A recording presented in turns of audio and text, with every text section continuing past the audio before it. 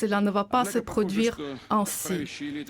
Mais il semblerait que certains leaders d'États occidentaux restent centrés sur leurs illusions et s'accrochent aux idées du passé, car ils pensent que la domination par l'Occident du système économique mondial est éternelle.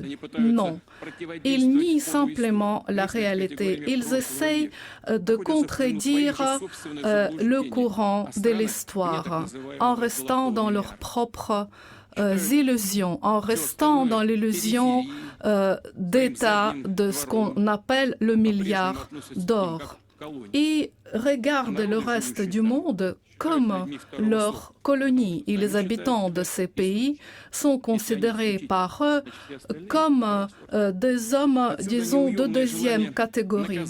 D'où provient leur désir de punir ceux qui ne rentrent pas dans les rangs, qui ne veulent pas se soumettre. Et en même temps aussi, ils violent leurs propres principes éthiques et mettent en doute la souveraineté de certains États.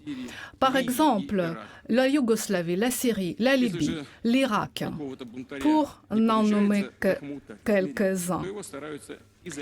On essaie d'isoler les États qui vont à l'encontre de leur opinion. Même le sport, même les Jeux olympiques, même la culture sont interdits sous le motif de leur provenance. Et cela va aussi pour les sanctions à l'égard de la Russie qui sont infondées et qui sont pas raisonnables.